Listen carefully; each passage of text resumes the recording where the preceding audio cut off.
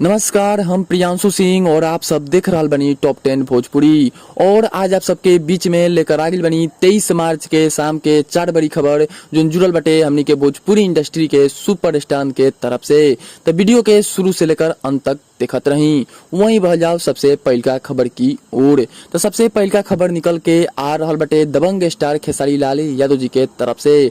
आप सबके बता दी कि खेसारी लाल यादव जी के फिल्म एक हो रहल बटे आप सबके बीच में रिलीज। जी आप सबके बता दी कि घर पे बैठ के भी फिल्म के देख सकत नहीं जा, काहे कि टीवी पे हो रहल बटे आप सबके बीच में प्रकाशित संघर्ष हो और ई आप सबके बीच में टीवी पे होके जा रहल बटे रिलीज। और ई रिलीज होके वाला बटे 28 मार्च के। जी आप सबके बता दी कि 28 मार्च के शाम के 6:30 बजे से आप सबके बीच में एकरा के टीवी पे प्रकाशित कर देवल जाई। वहीं आप सबके बता दी कि 29 मार्च यानी कि होली के दिन आप सबके दोपहर 12 बजे से टीवी पे एकरा के प्रकाशित होके वाला बाटे। तो आप सब घर बैठ के भी टीवी पे खेसारी लाल यादव जी के फिल्म संघर्ष देख सकत तनी जा। वहीं बह जाओ दूसरा खबर की ओर। तो दूसरा खबर निकल के आ रहल बटे पावर स्टार पवन सिंह जी के तरफ से। जी आप सबके बता दी कि पावर स्टार पवन सिंह जी के एगो गाना रिलीज भी रहे जो गाना के बोल बा बबुनी तोहर रंग में।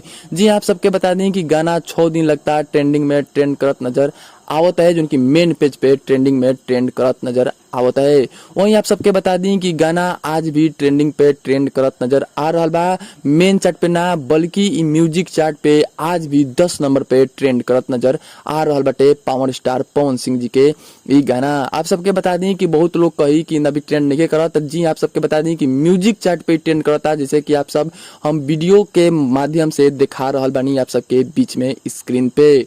वहीं बह जाओ तीसरा खबर की ओर।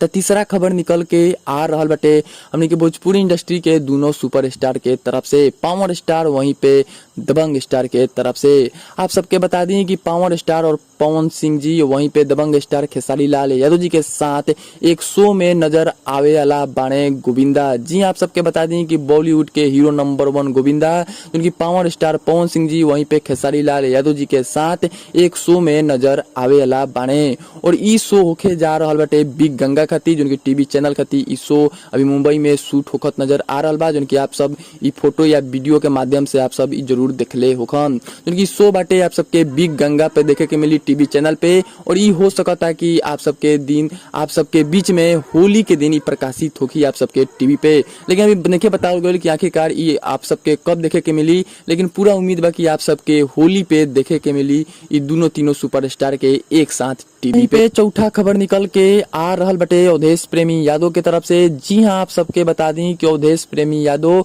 उनकी एक नया लोकगीत के रिकॉर्डिंग करत नजर अइलहन। जी हाँ आप सबके बता दी कि जो लोकगीत बाटे अवधेश प्रेमी यादव के वो रिकॉर्डिंग पूरा तरह से कंप्लीट कर दिले बाने। और बहुत जल्द आप सबके बीच में अवधेश प्रेमी यादव के एक लोकगीत सुने के मिली। ऐसे तो रोज एक ना एक अवधेश प्रेमी यादव के आप सबके बीच में गाना रिलीज होखत नजर आवेला, लेकिन अभी होली के आप सबके बीच में सुने के मिल रहा बाटे गाना।